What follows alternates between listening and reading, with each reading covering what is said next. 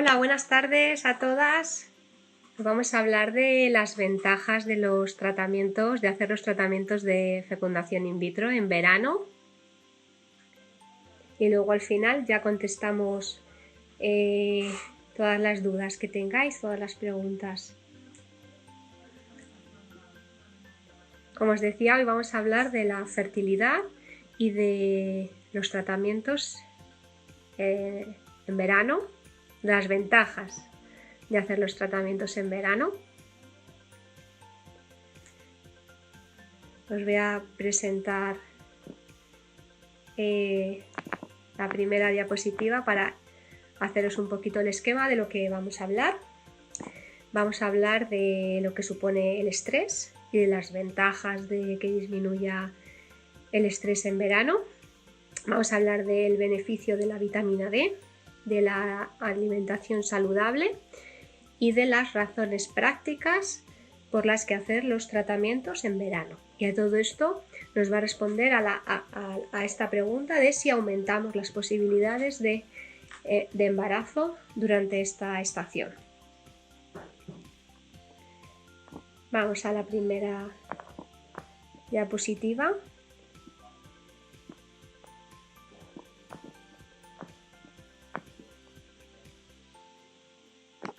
Vamos a ver.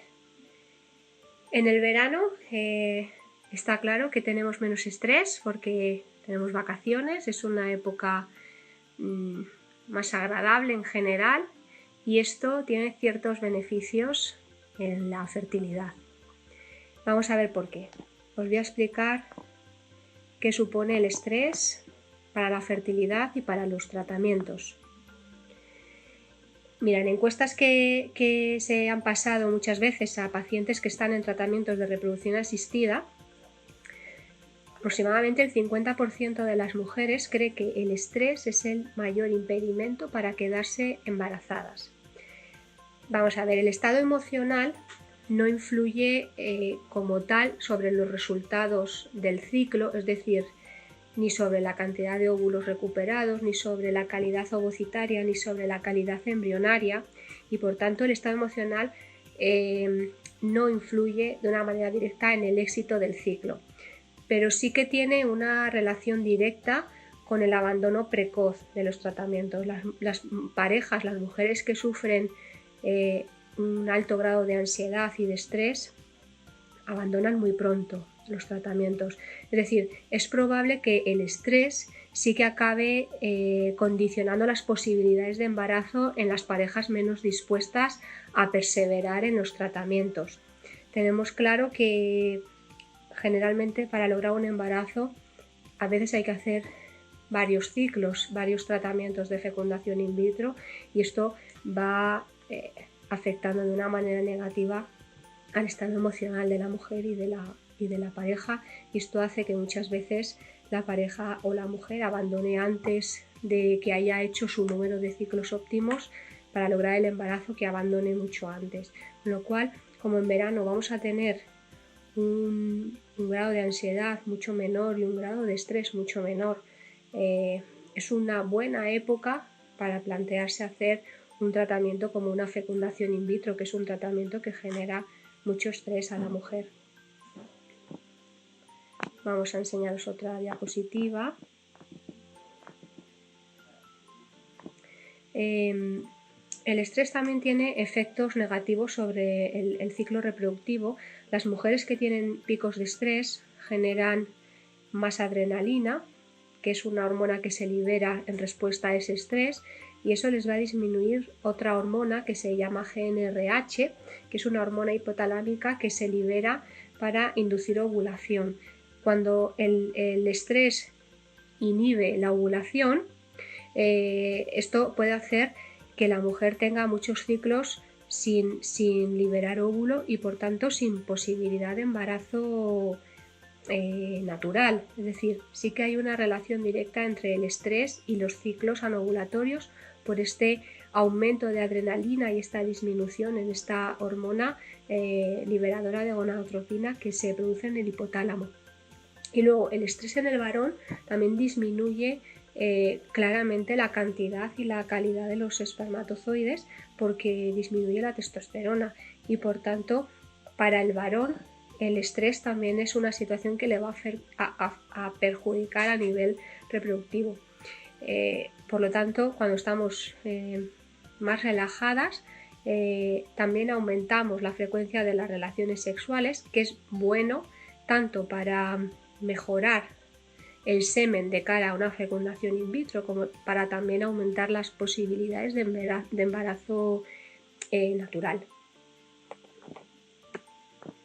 Vamos a ver también los efectos de la vitamina D.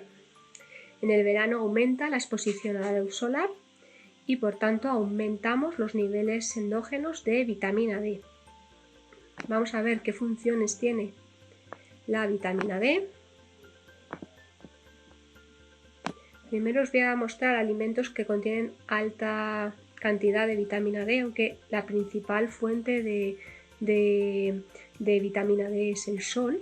Luego tenemos ciertos alimentos como el pescado azul, el salmón, la yema del huevo, el hígado, la leche, los lácteos, leche, queso, yogures y los champiñones. Todos estos alimentos son alimentos muy ricos en vitamina D, pero luego vamos a hablar de más alimentos saludables. Entonces, la vitamina D es importante a nivel reproductivo porque existen receptores de vitamina D en los ovarios, en el útero y en la placenta.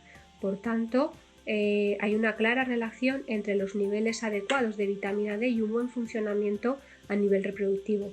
En ciclos de fecundación in vitro hay una relación directa entre déficit de vitamina D y calidad ovocitaria, calidad embrionaria y receptividad endometrial.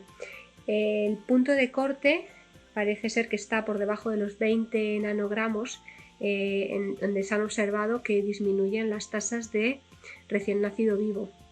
En el hombre también tiene efectos beneficiosos la vitamina D porque aumenta la movilidad y mejora la morfología de los espermatozoides y también aumenta la testosterona y por tanto aumenta la calidad seminal. Vamos a ver. Vamos a hablar de alimentos. En verano es verdad que cambiamos mucho nuestra dieta y que hay alimentos que nos van a proporcionar las vitaminas y minerales que necesitamos y los que más se relacionan con mejoras en la calidad ovocitaria y en la calidad espermática. Tenemos vitaminas antioxidantes, vitamina C, que está presente en los cítricos, la vitamina E, que es la vitamina antioxidante por excelencia, que está presente en aceite de oliva y en los frutos secos. Y luego tenemos ciertos minerales importantes, sobre todo para la síntesis del ADN del espermatozoide, el zinc, que está presente en altas dosis en el marisco, el selenio en el pepino, el calcio en los higos, el potasio en las ciruelas, en los plátanos, el hierro en los mejillones y luego tenemos muchas frutas antioxidantes, fresa, tomate, arándanos, granada, espinaca. Todos estos alimentos yo creo que los tomamos mucho más en verano que en invierno y por tanto esta alimentación más saludable del verano también nos va a ayudar a mejorar nuestras condiciones basales del metabolismo. Vamos a ver qué más os enseño. Bueno, y luego ya pues un poco también las razones prácticas de hacer FIB en verano. En verano tenemos mucho más tiempo libre, sobre todo si dedicamos nuestras vacaciones para hacer el tratamiento. Entonces, pues ciertas ventajas son que podrás acudir a las citas con mucha mayor flexibilidad en los horarios. No hay que justificar las faltas en el trabajo. Sabéis, las que habéis hecho ya tratamientos, que es verdad que se requiere cierta periodicidad en las citas y también cierta flexibilidad horaria porque hay que hacer controles muy seguidos durante pues a lo mejor lo que dura el ciclo hay que hacer citas cada 2 o 3 días. La ventaja también es que en verano podéis venir acompañadas, sobre todo de, bueno, pues de vuestra pareja, de algún amigo, de algún familiar. También os vais a sentir más arropadas y más acompañadas en todo el proceso. Después, de cara a hacer las transferencias embrionarias, siempre es bueno poder alargar un poquito el reposo que se hace después de la transferencia. Siempre os decimos en la consulta que no recomendamos hacer reposos muy prolongados, incluso se aconsejan reposos únicamente de 24 horas, pero bueno, estos reposos posteriores largos no tienen por qué ser reposos en cama, ni mucho menos, pero sí que el estar más relajada durante todo el tiempo hasta la beta también va a mejorar nuestro estado emocional, afrontar con más optimismo el resultado del ciclo, con más, con más facilidad para terminar el tratamiento de una manera pues tranquila y relajada, y que todo esto no influya con nuestra vida laboral. Y bueno, otra ventaja importante es que los embarazos en verano terminan los partos en primavera. El último trimestre del embarazo, que es el más incómodo para la mujer, lo pasamos a finales del invierno, que tiene muchas ventajas frente a pasar el embarazo en verano, por el aumento de peso, la hinchazón de piernas, la movilidad reducida que tiene la paciente en el tercer trimestre, y luego el parto en primavera pues, ayuda a que los días son más largos. El bebé lo puedes pasear durante los primeros meses del verano con unas temperaturas agradables, con una exposición buena a la vitamina D, a la luz solar. Bueno, realmente es una época muy agradable para dar a luz, el final de la primavera, abril, mayo y junio. Y bueno, pues otra razón por la que decidirnos hacer un tratamiento en verano. Esto es más o menos lo que os quería contar en cuanto a ventajas y por qué decidirnos hacer un tratamiento en los meses de verano. Ahora ya podemos hablar de todo lo que queráis, de todo lo que se os ocurra. Creo que tengo alguna pregunta aquí para empezar a responder, y luego vamos respondiendo lo que queréis preguntando, ¿vale? Lo que queréis ir preguntando. Nos preguntan, bueno, no me han puesto aquí el nombre de las pacientes que han hecho estas preguntas, pero espero que estéis conectadas y así las podamos ir viendo. Este verano, y con el tema vacunas, es recomendable esperar un tiempo para hacerse una FIV. Si es así, ¿de cuánto tiempo hablamos? Bueno, las vacunas no están contraindicadas ya en pacientes embarazadas. De hecho, ya están empezando a vacunar con vacunas con Pfizer a mujeres embarazadas. La Sociedad Española de Fertilidad y el Ministerio de Sanidad nos recomendó a las clínicas de reproducción asistida, cuando comenzaron la vacunación, distanciar la segunda dosis 15 días de la transferencia embrionaria, y así es como trabajamos. A partir de la segunda dosis de la vacuna esperamos 2 semanas y a partir de ese momento ya podemos hacer la transferencia embrionaria. Así que realmente, pues el tema de las vacunas no nos está afectando en los ciclos. No hay que retrasar un ciclo por la vacuna, simplemente hay que intentar adaptar el ciclo a ver cuántas dosis se van a poner y cuándo va a ser primera y segunda dosis, y a partir de ese momento pues valorar luego hacer la transferencia embrionaria. Pero no hay que distanciarlo más allá de 15 días de la segunda dosis. Luego nos preguntan también si es obligatorio quitar las trompas para hacer FIV. Tengo hidrosalpinx. No es obligatorio quitar las trompas, pero sí es muy recomendable, sobre todo si es un hidrosalpinx muy evidente y que además nos produzca hidrometras, que es visión ecográfica de líquido en el endometrio. El hidrosalpinx, si se sabe desde hace mucho tiempo por trabajos con ensayos clínicos, las pacientes que hacen fecundación in vitro con hidrosalpinx tienen menos posibilidades de embarazarse, y además tienen más riesgo de embarazos ectópicos. Voy a contestar aquí una pregunta sobre la marcha y si la transferencia es entre una y otra dosis, ¿es mejor esperar a las 2 dosis o retrasar la vacuna? Bueno, evidentemente si hemos decidido iniciar la pauta de vacunación, para que sea efectiva la pauta de vacunación hay que seguir las directrices que da el Ministerio de Sanidad y si tienes que ponerte 2 dosis y no las puedes retrasar más de lo que marquen las guías, con lo cual evidentemente si te haces una transferencia debes demorar la segunda dosis a después de haberte hecho la prueba de embarazo, pero en todo caso es mejor ponerte la segunda dosis y después hacerte la transferencia. Es mejor no hacer la transferencia entre medias porque tampoco estás alcanzando una inmunización completa. Pero en todo caso, como os he dicho al principio, como ya se está empezando a vacunar a embarazadas, te puedes poner la primera dosis, hacerte la transferencia y embarazada te puedes poner la segunda dosis, con lo cual se puede hacer de las dos maneras, aunque yo creo que es mejor o ponerte las 2 dosis y luego ya hacerte la transferencia o empezar todo el proceso de FIV y hasta que no se haya resuelto el proceso de la FIV no ponerte las vacunas, pero no hacerlo como algo mixto, es lo que yo creo. Luego, vamos a ver más preguntas. Bueno, precios de los tratamientos, esto si llamáis a la clínica os informan sin ningún compromiso, administración, podéis pedir presupuestos sin ningún tipo de compromiso. ¿Afecta el hipotiroidismo al embarazo?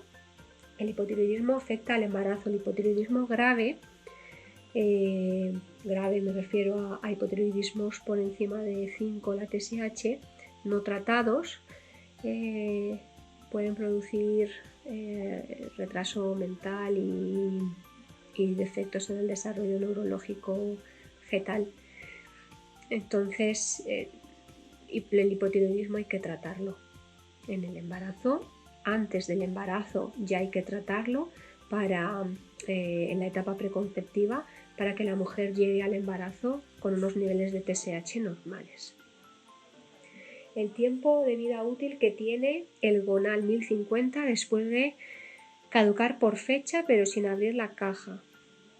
Bueno, un medicamento que esté caducado no se debe utilizar, aunque se haya conservado bien, aunque se haya conservado en la nevera, aunque no se haya abierto la caja, no se debe recomendar y no sabemos la vida útil que tiene un fármaco caducado, porque no lo vamos a recomendar nunca utilizar un fármaco caducado. Voy a contestar aquí sobre la marcha, Noelia, en caso de doble donación de gametos, ¿el test ERA aseguraría el embarazo? Ni mucho menos, Noelia. El test ERA te va a dar una información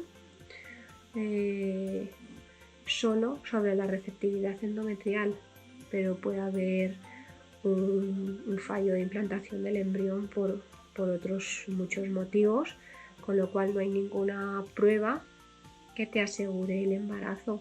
El ERA te va a localizar la ventana de implantación en el endometrio y te va a hacer que te hagas una transferencia embrionaria más personalizada, más dirigida, y eso va a aumentar tus posibilidades de embarazo frente a no hacerte el test ERA, pero no te aseguraría el embarazo. Vamos a ver más preguntas. Antimuleriana de 2,7 nanogramos es síndrome de ovarios, entiendo que quiere decir poliquísticos, leve o moderado. Bueno, la hormona antimuleriana no es un criterio de diagnóstico del síndrome de ovarios poliquísticos. Los ovarios poliquísticos tienen otros criterios diagnósticos, que si quieres te los recuerdo. Son el criterio ecográfico, el ver más de 12 folículos por ovario, los ciclos de OPS o amenorreas, los ciclos muy irregulares o las amenorreas completas, y luego el hiperandrogenismo, clínico o bioquímico. Eso quiere decir, el clínico es la mujer a la que se le ve un hiperandrogenismo, es decir, aumento de vello, acné, y el hiperandrogenismo bioquímico es en sangre, detectar niveles altos de testosterona, androstendiona. Entonces, el ovario poliquístico no tiene un criterio diagnóstico los niveles de antimuleriana. Ahora bien, los niveles de antimuleriana, a medida que van subiendo, pueden estar más relacionados con los ovarios poliquísticos. De hecho, las mujeres con síndrome de ovario poliquístico suelen tener hormonas antimulerianas más altas, pero 2,7, ni siquiera 2,7 es un nivel alto de hormona antimuleriana. El riesgo de hiperestimulación ovárica, el punto de corte creo que recordar que estaba en 3,6 nanogramos. A partir de ahí, las mujeres con más de 3,6 nanogramos de antimuleriana tienen un riesgo más elevado de síndrome de hiperestimulación ovárica. La antimuleriana de 2,7 ni es un criterio bioquímico de síndrome de ovarios poliquísticos, ni es un criterio bioquímico de riesgo de hiperestimulación ovárica. Así que es una antimuleriana que depende de la edad que tengas, va a estar muy alta o va a estar normal o puede estar incluso baja, depende de la edad que tengas. La oligoastenoteratozospermia tiene algún tratamiento posible antes de ICSI. Tiene tratamiento, depende de la causa. Si la oligoastenoteratozospermia tiene una causa por un déficit hormonal, por ejemplo por un hipogonadismo central, el varón que se pone gonadotropinas pinchadas como Gonal o Menopur, lo mismo que os ponéis vosotras para los ciclos de estimulación para FIV, les estimula la espermatogénesis y aumentan la concentración de espermatozoides y todos los parámetros de calidad. Si la causa de la oligoastenoteratozospermia es una causa primaria de fallo gonadal primario o por una alteración en el cariotipo del varón, vamos a tener poco margen para mejorar el semen, aunque siempre van a poder mejorar algo con los polivitamínicos, con el omega 3, con el DHA, con el zinc, con el selenio, con la vitamina B, con el fólico, con el magnesio, con la cúrcuma. Es decir, hay muchos suplementos vitamínicos en el mercado para mejorar la fertilidad masculina y mejorar estos pacientes que tienen concentraciones muy bajas de espermatozoides.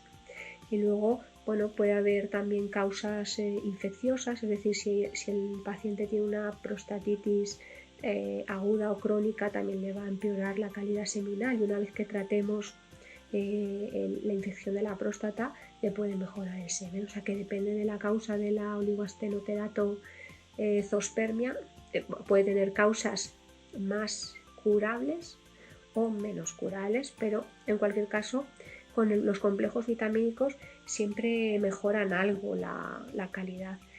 Voy a contestar a Sarita que me pregunta, y por el contrario, si la antimuleriana es mayor a 8. Es lo mismo que te decía antes, si la antimuleriana es mayor a 8 nanogramos mililitro, porque siempre la antimuleriana, cuando os den el resultado, os lo pueden dar en nanogramos mililitro o en picomoles litro. Entonces es importante porque hay una diferencia sustancial. Pero si me preguntas por una antimuleriana mayor de 8 nanogramos mililitro, eso no es un criterio diagnóstico de ovarios poliquísticos, pero sí es un criterio diagnóstico de una paciente que va a tener mayor riesgo de hacer un síndrome de hiperestimulación ovárica cuando la estimulemos para la fecundación in vitro. Y también nos preguntan, ¿estos complementos para el hombre es válida en vasectomía? En vasectomía no son válidos, salvo en una vasectomía revertida. Cuando un hombre se hace una vasectomía y después se vuelve a recanalizar el conducto, va a empezar otra vez a producir espermatozoides que van a conseguir salir al eyaculado, y aunque los hombres vasectomizados que se recanalizan suelen tener concentraciones muy bajas en el semen, los complementos vitamínicos les van a mejorar de cara a mejorar el semen, pero para fecundación in vitro. Generalmente un hombre recanalizado de una vasectomía no va a conseguir casi nunca tener eyaculados con sémenes normales como para un embarazo natural. Casi nunca se consigue. Y de cara a un hombre vasectomizado al que le vas a hacer una biopsia de testículo, pues los complementos vitamínicos tampoco van a mejorarnos mucho la calidad seminal, porque los espermatozoides en el testículo son células muy inmaduras, son células a las que les falta todavía ciertos estadios genéticos para terminar su maduración. Entonces ahí no vamos a tener ni mejora en la movilidad ni mejora en la morfología de los espermatozoides. Probablemente no tengamos nada de mejora. Vamos a ver más preguntas. Si tienes un embrión de calidad AA, ¿por qué no ha llegado a implantarse? Si es por fallo de implantación, ¿cómo se mejora? ¿Qué se puede hacer si no hace el DGP? Pues un embrión de calidad AA puede, sobre todo si no está biopsiado y por tanto no tenemos la información de si ese embrión es euploide o no, todo lo demás que tienes que descartar son causas secundarias. El embrión AA, aunque sea AA, hay que saber de dónde proviene, es decir, de qué gameto femenino y de qué gameto masculino, porque no tiene nada que ver un embrión AA de una mujer de 42 años que un embrión AA de una mujer de 28 años. Aunque sea un embrión AA, las posibilidades de implantación de ese embrión en una mujer de 28 años estarían en torno al 35% aproximadamente, o una mujer de 28 años o una donante. Un embrión AA de una mujer de 42 años, sus posibilidades de implantación probablemente estarían en torno al 15%. Eso, punto número 1, para diferenciar lo que es una calidad AA dependiendo de la edad del óvulo que haya generado ese embrión. Y segundo, si no le hacemos un DGP a ese embrión, la principal causa de que no haya implantado puede ser la dotación cromosómica de ese embrión, es decir, no sabemos si es euploide o no lo es. Por tanto, aunque sea un embrión AA, puede ser un embrión aneuploide, es decir, con una carga cromosómica alterada. Pero después hay otras causas del fallo de implantación, pues como son el factor uterino, que engloba tanto la morfología uterina, es decir, que no haya miomas que distorsionen mucho la anatomía uterina, que no distorsionen la línea endometrial, tener un endometrio que crezca de una manera normal, tener una cavidad uterina de tamaño normal, que no tenga una malformación que condicione pues un útero septado central, un útero bicorne, un útero unicorne. Es decir, hay muchos factores uterinos que pueden hacer que el embrión no implante, aunque sea completamente sano. Luego hay factores endometriales, y nos faltaría estudiar en este caso la receptividad endometrial, la ventana de implantación, y luego toda la batería de microbioma endometrial y descartar endometritis crónica. Esto en cuanto a factores uterinos y endometriales. Y luego tendríamos causas inmunológicas de rechazo de injerto aloinmune, como es un embrión que tiene por lo menos el 50% de genes distintos a los nuestros si es con óvulo propio y 100% de ajeno si es óvulo donado, y por tanto hay mujeres que tienen más dificultades para implantar embriones porque tienen un genotipo KIR, sobre todo el AA, que es el que más se relaciona con disfunción inmune y con alteraciones en la implantación. Luego hay factores seminales que se relacionan con fallos de implantación. A pesar de conseguir un embrión AA, hay sémenes con fragmentaciones muy altas de su ADN que hacen que después haya poca viabilidad embrionaria en el útero. Por ejemplo, esto yo creo que sería todos estos factores que hemos comentado pues como los más importantes.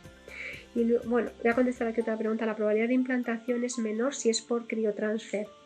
La probabilidad de implantación generalmente no es menor por transferencia de embriones congelados.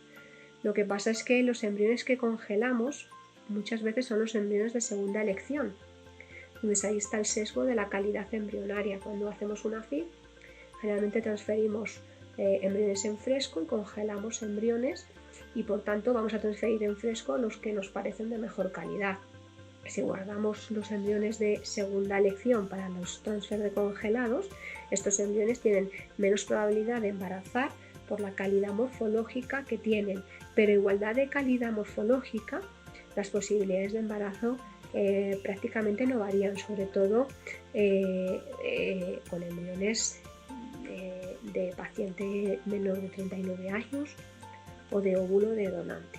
Es decir, son los embriones que tienen más capacidad de supervivencia a la descongelación. Luego nos preguntan también si tengo sobrepeso, no consigo bajar, ¿me puedo quedar embarazada? Ya tengo un niño FIV. Si tienes sobrepeso es más difícil que te quedes embarazada, pero te puedes quedar embarazada y depende, como ya tienes un hijo por fecundación in vitro, no sé si me preguntas si te puedes quedar embarazada de nuevo con fecundación in vitro o con reproducción natural. Depende de las causas que te llevaron a hacer la fecundación in vitro. Si tienes que repetir el procedimiento de FIV, lo que va a pasar es que las mujeres con más índice de masa corporal generalmente necesitan más dosis de las hormonas para responder a la medicación. Cuesta más estimular los ovarios de las mujeres con sobrepeso. Luego las punciones son mucho más dificultosas y muchas veces se quedan folículos sin pinchar porque no llegas con la aguja, no llegas a toda la dimensión del ovario, simplemente porque la aguja tiene una longitud, y una mujer muy obesa va a tener el ovario al final bastante lejos de la aguja, lo cual, y además con una visualización mucho más mala, con lo cual hay muchos folículos que muchas veces no se pueden pinchar, y ese es uno de los motivos por el que a las mujeres obesas se les sacan menos óvulos en punción, por la gran dificultad de la técnica. Y luego también hay relación pues tanto con la calidad ovocitaria como con la receptividad endometrial. Las mujeres con sobrepeso tienen una receptividad endometrial alterada por el exceso de estrógenos que tienen por el aumento de la grasa corporal. Y luego, vamos a ver si hay más preguntas. Teniendo problemas cromosómicos en el esperma, ¿puede salir algún embrión bien? Sí, claro, porque teniendo problemas cromosómicos en el semen,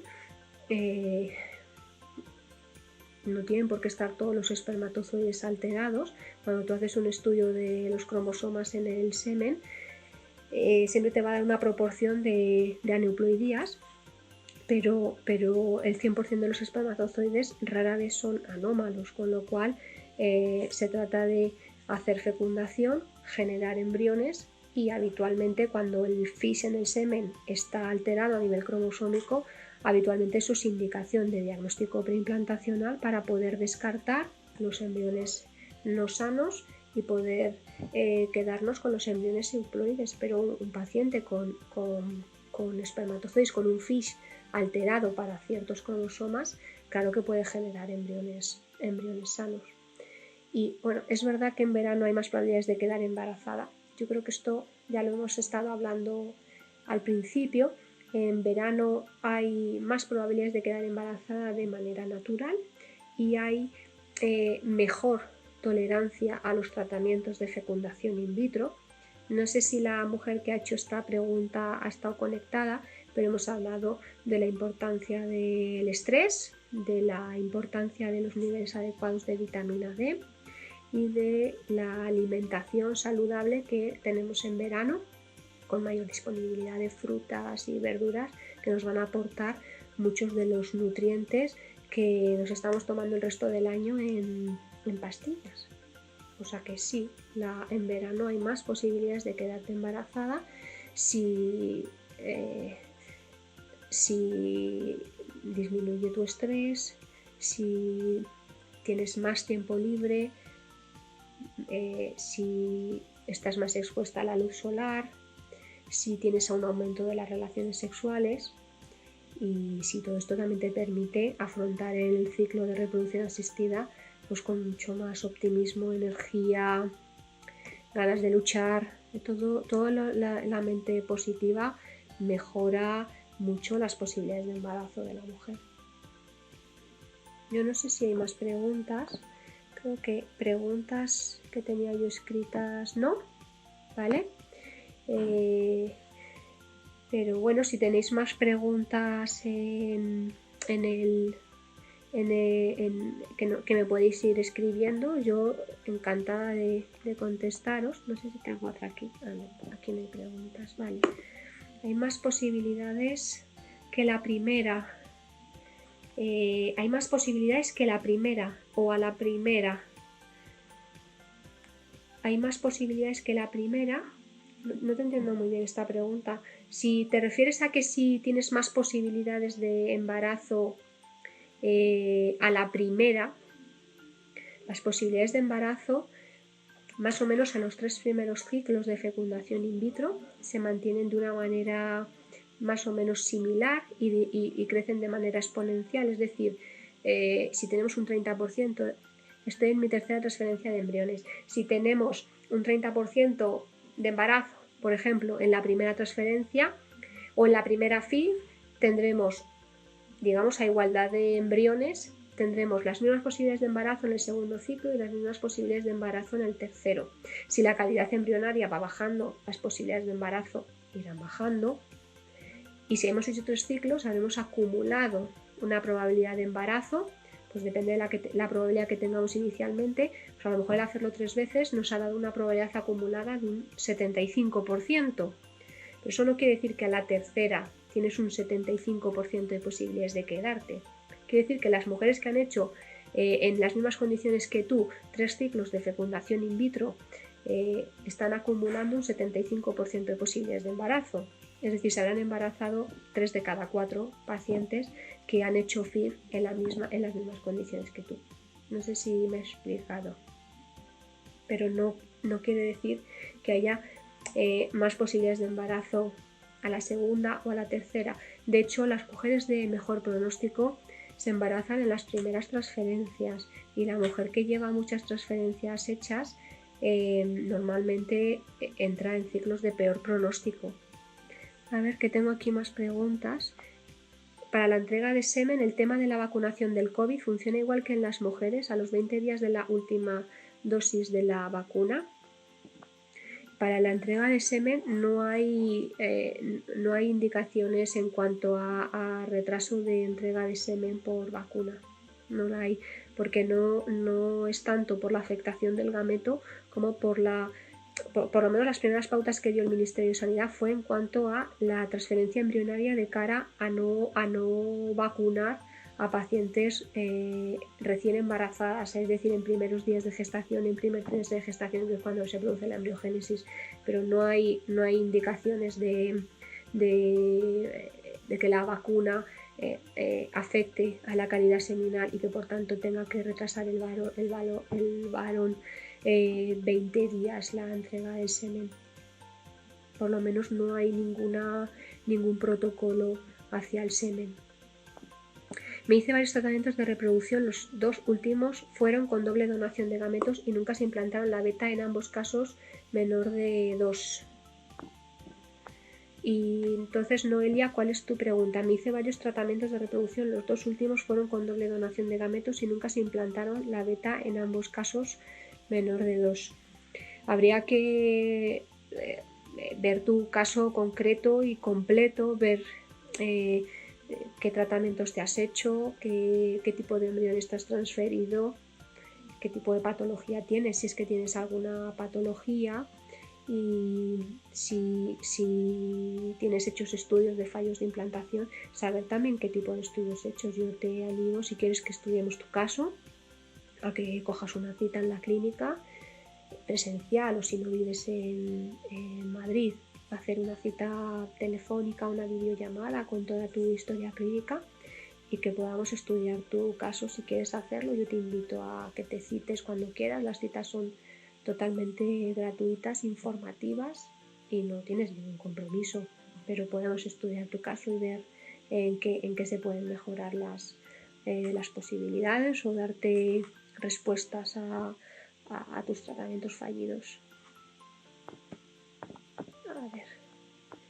todavía más. Es mi segunda FIV y yo solo tengo ligadura de trompas, aparentemente nada más. Vale, Nieves, es mi segunda FIV.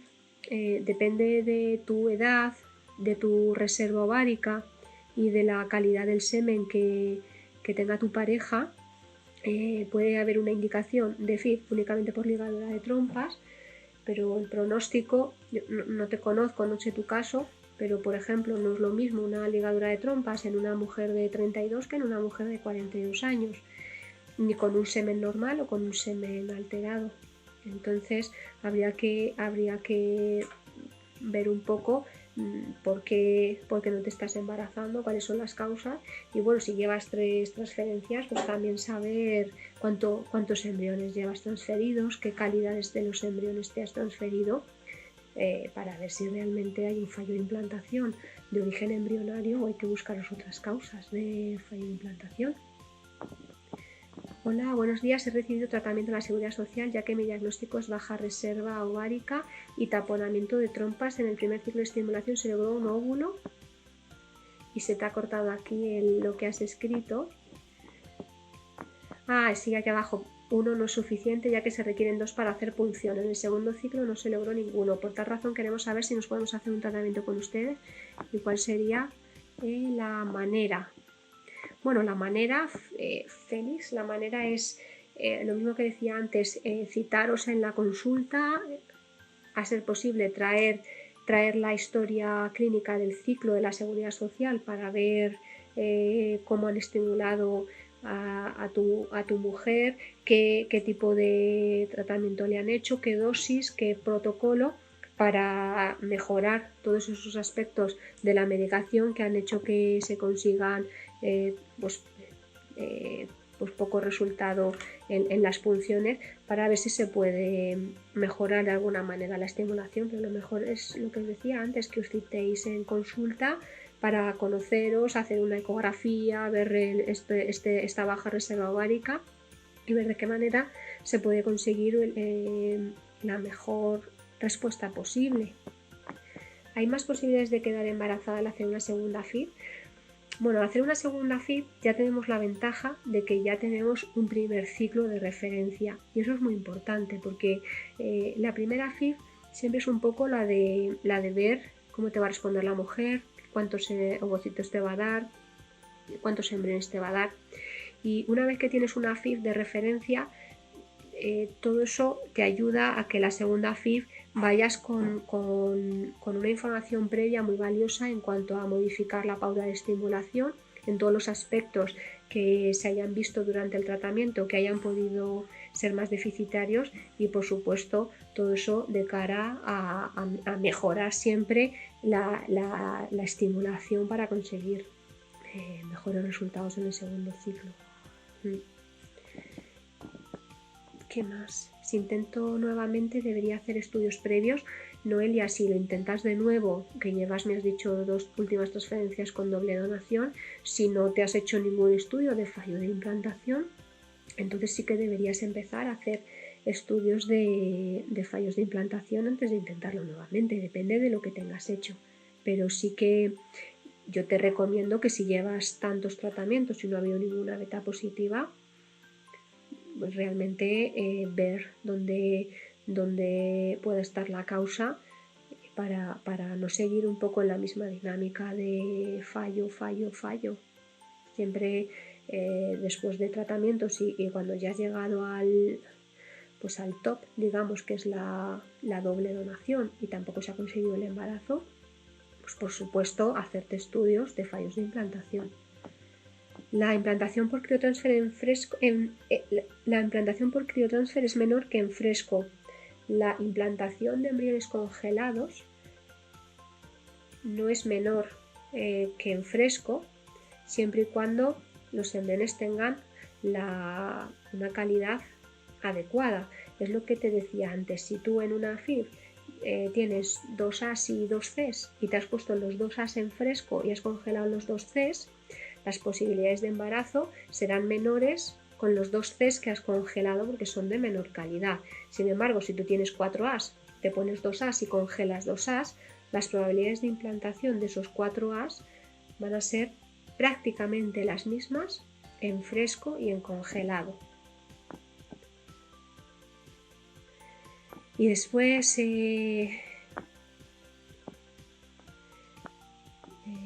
Félix, hola, he recibido tratamiento en la Seguridad Social y en las 2 ocasiones sin resultado por baja reserva ovárica y taponamiento. ¿Qué opciones puedo tener? Pues puedes volver a intentar una FIV con una estimulación diferente a la que te han hecho en la Seguridad Social, o, dependiendo del caso, se puede llegar a plantear incluso directamente una resección de ovocitos si la reserva ovárica es muy baja y queréis un tratamiento con más posibilidades de embarazo. ¿Los espermas con morfología se cura? ¿Qué tratamiento sería si es que sí? La morfología habitualmente se altera, casi nunca sabemos por qué, se altera muchas veces por tóxicos, es decir, grandes fumadores tienen la morfología muy alterada, y grandes deportistas también, porque todo lo que sea oxidante para la célula afecta y empeora la morfología del espermatozoide. Por tanto, depende de las condiciones de tu pareja, depende de los factores que tenga para tener la morfología alterada, pero siempre antioxidantes para mejorar la morfología espermática.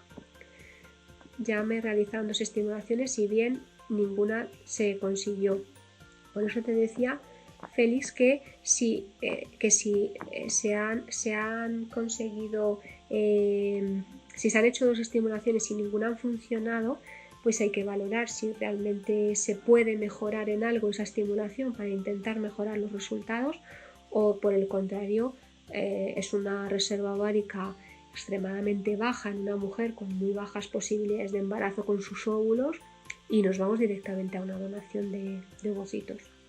¿Recomiendas el cultivo largo de embriones para una FIV? Hola Laura, soy Saray. Hola Saray.